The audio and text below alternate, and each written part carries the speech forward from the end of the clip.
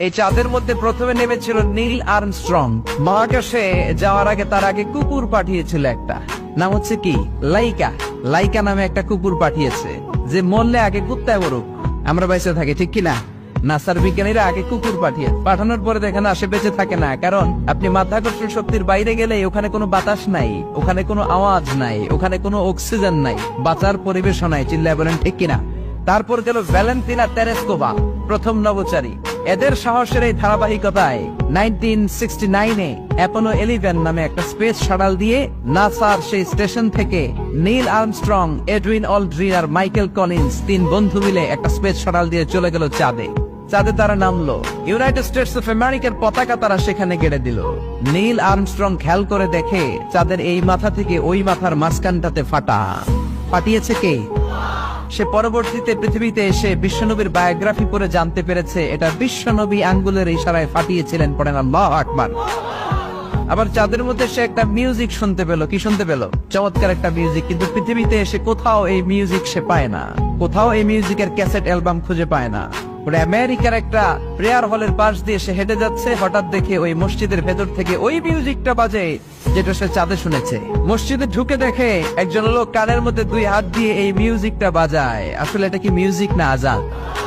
সে ভিতরে ঢুকে মুয়াজ্জিনরে বলে, তুমি এত বড় সিঙ্গার, এত বড় মিউজিশিয়ান, তোমার গান, তোমার মিউজিক চাঁদেও বাজে, কি এটা? সে বলল, এটা গান নয়, এটা মিউজিক নয়, এটা হচ্ছে আজান। চিল্লায় বলেন ঠিক কিনা? সে আজানের ধ্বনি আজও আছে না নাই? মহাত্মা গান্ধীর নাম শুনছেন? ভারতের অবিসংবাদিত নেতা, ব্রিটিশ খেদাও আন্দোলনের পুরোধা, যিনি ভারত ল করেছেন লন্ডন থেকে, পেশায় একজন ব্যারিস্টার। তিনি ভাবলেন সবসময় মুসলমানদের একজন নবীর কথা শুনি আমার হিন্দুস্থানে, সবাই বলে মোহাম্মদ মোহাম্মদ, কেই মোহাম্মদ, দেখি তো তার একটা জীবনী গ্রন্থ পড়ি। তো 2 খণ্ডের একটা জীবনী গ্রন্থের প্রথম খণ্ড উনি পেলেন। উনি ভাবলেন বইয়ের ভূমিকাটা পড়ে রেখে দেব, পুরোটা পড়ার দরকার নাই। কিন্তু ভূমিকা পড়ার পরে পুরো জীবনী পড়ার আগ্রহ, কৌতূহল, কিউরিওসিটি তার অন্তরে ঢুকিয়ে দিল কে? পড়তে শুরু করলো বিশ্বনবীর শৈশবকাল, কৈশোরকাল, যৌবনকাল, তার বিবাহ, তার সমাজনীতি, তার রাষ্ট্রনীতি, তার আন্তর্জাতিক নীতি, তার মাক্কি জীবন, তার মাদানী জীবন। পড়তে পড়তে প্রথম খণ্ড শেষ। এখন দ্বিতীয় খণ্ড পড়ার দরকার আছে না নাই? দ্বিতীয় খণ্ড তো তার কাছে নাই। তিনি একবার ইন্ডিয়ার পুরাতন লাইব্রেরিগুলোকে তন্ন করে খুঁজে দ্বিতীয় খণ্ড জোগাড় করলেন, সেটাও পড়লেন। পরে তিনি অবাক। তিনি কমেন্ট করলেন, I have scanned lot of biographies in my life, but the biography of last messenger Muhammad was a unique, unparalleled and fantastic biography I've ever read. চিল্লায় বলেন আল্লাহু আকবার।